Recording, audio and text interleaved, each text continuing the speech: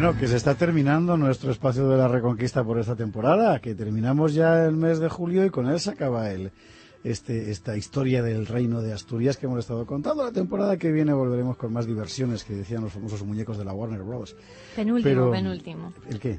Este es el penúltimo y efectivamente el próximo será el último. Penúltimo y larguito para los aficionados, que hay muchos. Porque hoy vamos a contar una cosa muy importante, que es cuando se configura la nueva frontera de los colonos en lo que se llamó la Extremadura del Duero. Vamos a ver. Si hay algo que caracterice a la España cristiana durante todo este proceso larguísimo de la Reconquista, es lo siguiente, que siempre hay una nueva frontera por alcanzar. En la España musulmana no pasaba esto, porque desde el principio tenía el espacio político más o menos definido, bastante, en fin, los territorios son los que mantenían un control político directo, ¿no? Bastante definido desde el principio. Pero la España cristiana, por el contrario, vive bajo la sugestión permanente de la proyección hacia el sur, y por eso precisamente fue posible la Reconquista. En el caso del Reino de Asturias, después Reino de León, esa sugestión de la nueva frontera es transparente. Primero, en los tiempos fundacionales, el horizonte está en la línea del Miño y la cordillera Cantábrica. Después, desde finales del siglo VIII, en los valles orientales de Álava y Burgos. Más tarde será el Alto Ebro y la vertiente sur de las montañas cántabras. Y todavía más tarde, la línea del Duero occidental, el Esla, el Pisuerga, el Arlanzón, el Ebro Medio, y luego el Mondego en Portugal y el Alto Duero, y después inevitablemente las tierras al sur del Duero. Ahora bien, esto último llevaba los horizontes cristianos hasta la línea misma del espacio político andalusí, cosa que nunca había ocurrido hasta entonces.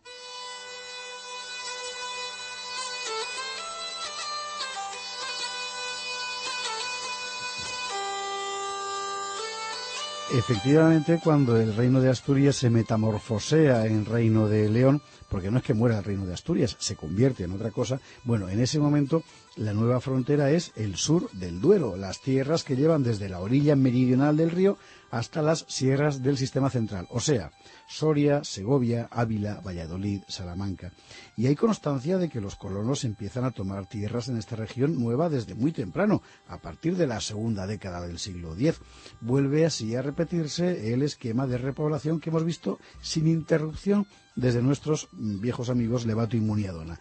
Primero hay presuras individuales de los pioneros, luego llegan nuevos colonos atraídos por unas condiciones de vida más arriesgadas, sí, pero mucho más libres, y por último llega la repoblación oficial que incorpora estas tierras al orden político, reglamenta las propiedades, regula los derechos y favorece la llegada de una tercera ola de colonizadores. Cuesta imaginar cómo podía ser la vida de aquella gente, los primeros colonos de la Extremadura del Duero, los que a partir de 912 empezaron a bajar la línea del río. ¿Cómo se organizaban? ¿Cuáles eran las obligaciones y sus derechos? ¿De dónde venían? Por fortuna, han llegado hasta nosotros algunos documentos que nos permiten hacernos una idea bastante aproximada de todas esas cosas. Por ejemplo, los fueros de Sepúlveda y de Castrojeriz. Los fueros, sí señora, que son una cosa fundamental. Sepúlveda. Sepúlveda está a mitad de camino entre el Duero y la Sierra de Guadarrama. Está junto a las hoces del río Duratón, un sitio precioso, por cierto. Bueno, fue un asentamiento visigodo importante y después de la invasión mora, según parece, sirvió como base de puestos avanzados del Emirato. Los nuevos colonos debieron de llegar allí a partir de los años 20 del siglo XX, del siglo X. Su fuero data de 940, cuando el conde de Castilla, Fernán González, condujo la repoblación oficial. Eso es Sepúlveda. El otro es el de Castrojeriz. Castrojeriz está en el camino de Burgos a Palencia, muy al norte del Duero. Y esa línea del Duero se había alcanzado en 912, como contábamos el otro día aquí. El fuero de Castrojeriz se concedió en 974. Lo firmaron el conde García Fernández, hijo del anterior, de Fernán González, y su esposa Ava, como Ava Gardner. Estamos pues ante dos lugares distintos con fueros de fecha igualmente distinta. Pero sabemos que los fueros actuaron como el instrumento con que la repoblación oficial venía a reconocer o sancionar la repoblación privada. Por tanto, podemos deducir que las formas de vida que estos textos regulan estaban ya implantadas en aquella zona con anterioridad. Asimismo, sabemos que los fueros castellanos respetaban cierta uniformidad lógica y venían a decir lo mismo en todas partes. Por tanto, podemos concluir que la forma de vida reflejada en estos fueros no correspondía solo a Sepúlveda y Castrojeriz, sino que eran la norma en Castilla y que lo serían muy especialmente en la Extremadura del Duero. A partir de aquí, podemos dibujar un escenario bastante aproximado a la realidad.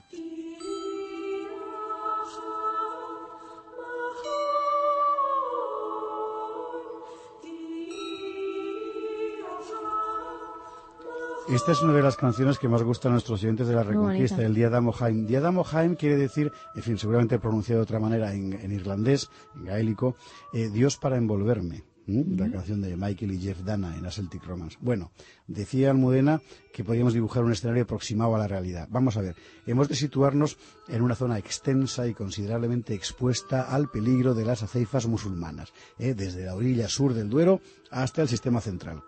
Durante 2 siglos, esta zona había sido tierra de nadie, pero eso no significa que no tuviera interés, porque para el Emirato, por ejemplo, era su cinturón protector por el norte.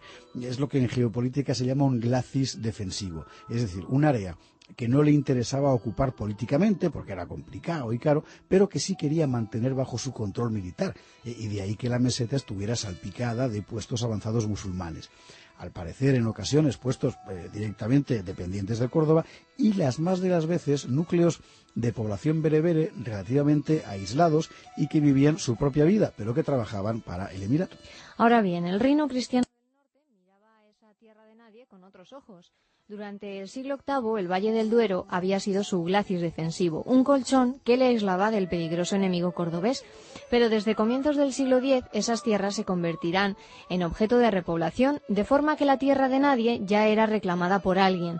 Para castellanos y leoneses era una prioridad política, una nueva frontera, y para Córdoba era un verdadero problema. Si los cristianos construían al norte del sistema central una red de fortalezas y puntos neurálgicos como la que habían construido en la orilla norte del Duero, la frontera bajaría peligrosamente hacia el sur y la seguridad del Emirato quedaría comprometida. Así que en esa situación, el proceso al que vamos a asistir desde la segunda década del siglo X puede condensarse en 2 movimientos. Primero, los colonos, de manera espontánea, esto hay que repetirlo, empiezan a aventurarse al otro lado del Duero y ocupan o fundan establecimientos en las actuales provincias de Soria, Segovia, Valladolid, Salamanca y Ávila. Después, segundo movimiento, los musulmanes intentan desmantelar esos nuevos asentamientos, ya sea con aceifas sobre las áreas recién colonizadas, ya sea atacando las plazas fuertes cristianas que les sirven de cobertura en la línea del Duero. Bueno, es la misma mecánica que ha presidido todos los movimientos de población durante el siglo anterior, con la diferencia de que ahora el escenario ha cambiado y el nuevo escenario representa por primera vez una amenaza real sobre las fronteras de Córdoba.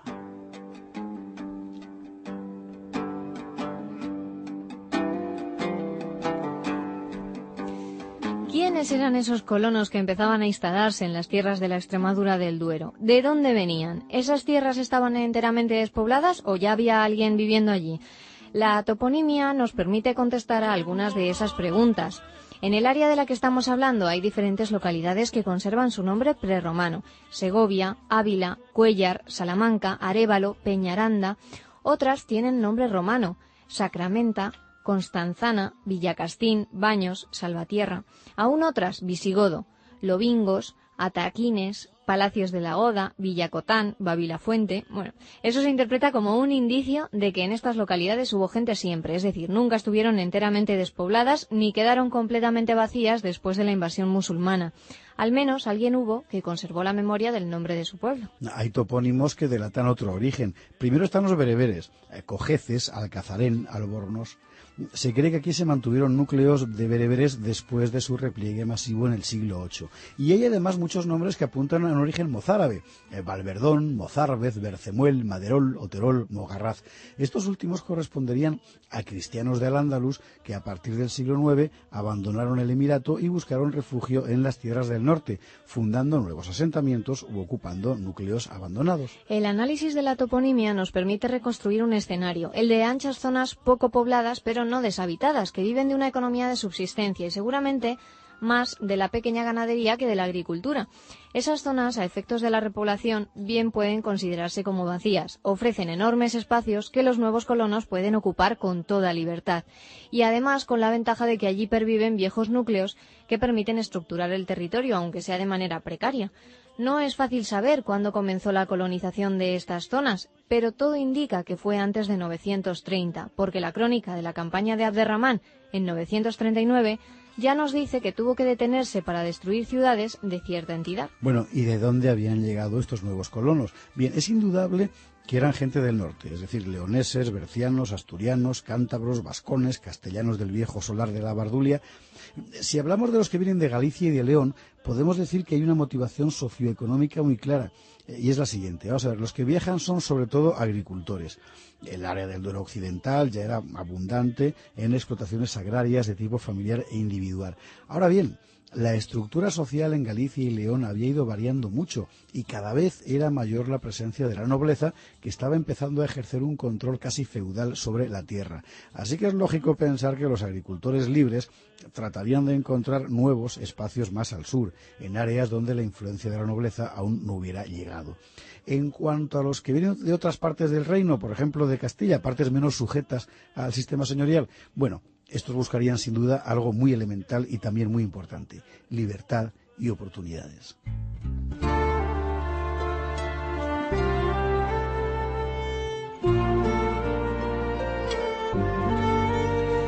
Libertad y oportunidades, sí. Hay un párrafo del Fuero de Sepúlveda, otorgado en 914, que dice mucho del espíritu de Nuevo Mundo que caracterizó a la repoblación en aquellas tierras. Dice así: que ningún vecino de Sepúlveda dé montazgo en ningún lugar aquén del Tajo. Esta mejoría otorgo a todos los pobladores de Sepúlveda, que cualquiera que viniere, de cualquier creencia, fuera cristiano o moro o judío, o yengo o siervo, venga seguramente y no responda por enemistad, ni por deuda, ni por fiadora, ni por creencia, ni por mayordomía, ni por merindazgo, ni por ninguna otra cosa que hiciera antes de que Sepúlveda se poblase. O sea, borrón y cuenta nueva. Los colonos iban allí para ser hombres libres, ya vinieran de Galicia y León o de las tierras del Alto Duero. Incluso si son moros o judíos, señala el Fuero. Por eso, por esa libertad, afrontan una vida expuesta al permanente peligro musulmán. Estas circunstancias van construyendo un perfil humano singular. Los colonos no solo son libres, sino que además han de empezar a atender a su propia defensa con las armas. La figura del caballero villano, todavía embrionaria a la altura de 912, ahora se generaliza. Se trata de campesinos libres con recursos suficientes para pagarse un caballo de guerra y las armas correspondientes. Y tanto el protagonismo del caballo como la situación de permanente riesgo militar conducen a formas de vida particulares. Menos agricultura, mayor movilidad, más ganadería, también más agresividad hacia el vecino moro del sur. Y dicen que precisamente de ahí viene el carácter tan ganadero de la economía de Castilla la Vieja. Bueno, la repoblación oficial hace que este escenario de campesinos libres pues empiece a llenarse de señores, jefes políticos y militares que a cambio de protección exigirán tributos. La propiedad es la base sobre la que se construye la nueva pirámide social. Y para empezar se traza una clara diferencia entre los caballeros, o sea, los de a caballo, y los peones, o sea, los que no tienen caballo y han de ir a la guerra a pie. Pero además se privilegia al vecino de la localidad frente al forastero, aunque el forastero sea de un estamento social superior. Es una cosa que hace, por ejemplo, el Fuero de Castrojeriz. A los caballeros los eleva a la condición de infanzones, es decir, la nobleza menor, y a los peones se los antepone a los caballeros forasteros, de forma que en Castrojeriz un peón de allí, de Castrojeriz, vale más en su término jurisdiccional que un caballero de otras tierras.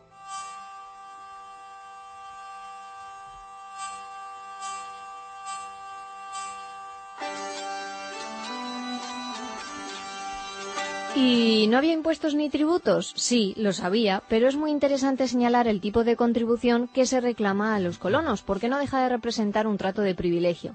Así dice el Fuero de Castrojeriz. A ver si lo consigo leer sin equivocarme, porque decía así: damos buenos fueros a aquellos que fueron caballeros y los elevamos a infanzones, anteponiéndoles a los infanzones que sean de fuera de Castrojeriz, y les autorizamos a poblar sus heredades con forasteros y hombres libres, y respétenlos estos como infanzones, pudiendo ser desheredados los colonos si resultan traidores, y gozarán los caballeros de Castrojeriz el mismo fuero en sus heredades que en sus casas de la villa.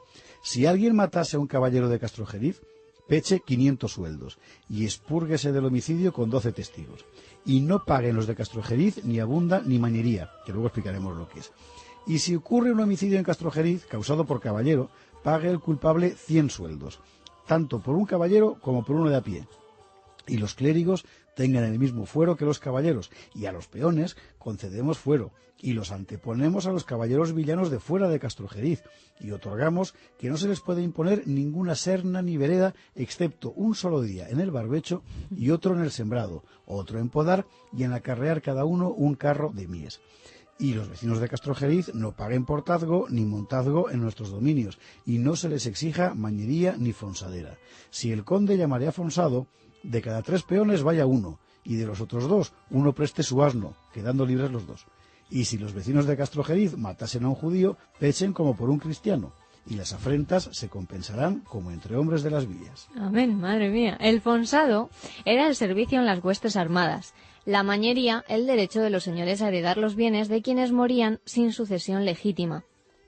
Ambos derechos, como otros de similar género, se reinterpretan aquí en beneficio del colono, y nótese la equiparación en Castrojeriz entre cristianos y judíos, que hay que relacionar con lo que dice el Fuero de Sepúlveda sobre cristianos, moros y judíos.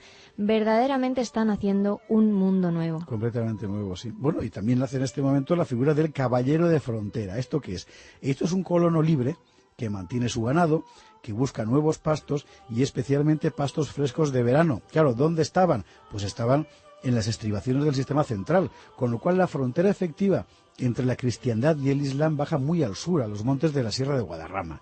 Por otro lado, la vida a caballo y la posesión de armas le dota de un poder nuevo. Es un campesino guerrero y como tal va a emplear sus recursos para buscar botín mediante incursiones en las zonas agrarias del sur, controladas por los musulmanes. Serán estos caballeros de frontera, campesinos a caballo, los que tiendan a Abderramán III una emboscada decisiva en el año 939.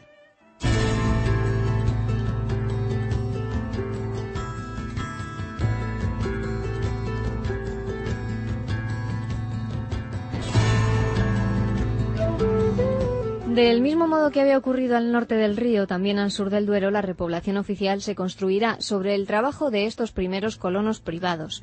La Corona de León y los condes de Castilla llegan después para organizar el territorio, tomando pie en los núcleos rurales así repoblados. Los monasterios actúan en la práctica como centros administrativos, los castillos y fortalezas como nudos de la red que estructura la nueva frontera. Mientras tanto, llegan nuevos colonos impulsados por la propia corona, nuevos colonos a los que se ofrece una serie de privilegios. Por ellos vale la pena afrontar el peligro de la guerra. Este proceso, en fin, retrata lo que fue realmente la Reconquista, una combinación sucesiva de colonización privada, organización eclesiástica y reglamentación política. Un proceso que se puso en marcha desde el Reino de Asturias y que sobrevivió a la extinción formal de la corona de Oviedo. Mira, la verdad, bien podía el Reino de Asturias desaparecer porque su misión histórica estaba cumplida.